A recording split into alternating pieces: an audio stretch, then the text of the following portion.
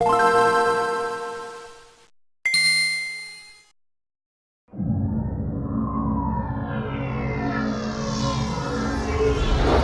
everyone, and welcome to Industry News. I'm Terral. I'm Tyler. Let's get down to it.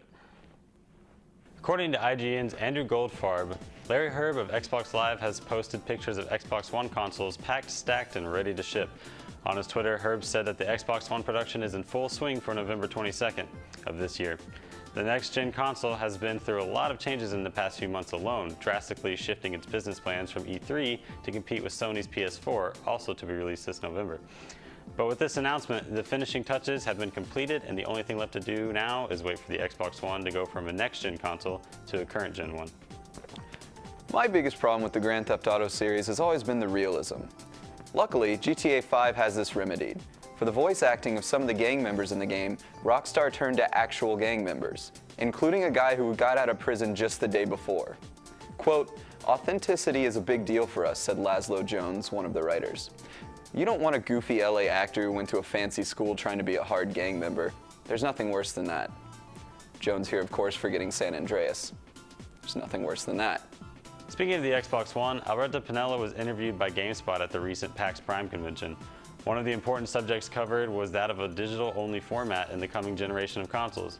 Back at E3, Microsoft was torn to pieces for its primarily digital-based system before reverting back to a disc-based model. But Pinello, when asked if a digital-only future is going to happen, responded, "Yeah, it's going to happen." He goes to illustrate how it's already happened on a large scale, citing the way that mobile devices work as well as the Steam system on PCs.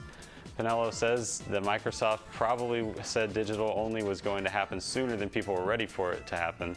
While the Xbox One has certainly proved the likelihood of this, Pinello seems confident that the implementation of a digital-based system for consoles is still very close by.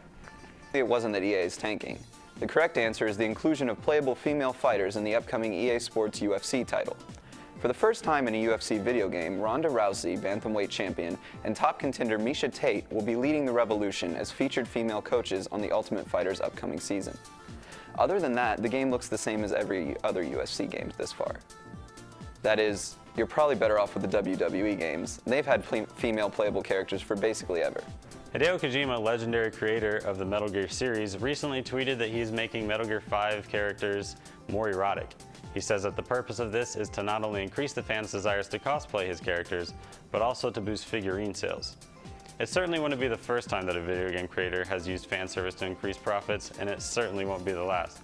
All I can say is that I hope he's found a way to make Snake's camo suit even tighter. Team Meat, creators of, wouldn't you know it, Super Meat Boy, recently released a new trailer for their upcoming game, Eugenics.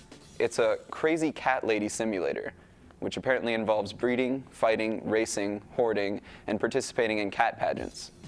The art style is pretty much what you would expect from a Team Meat and a cat game. It looks pretty wild.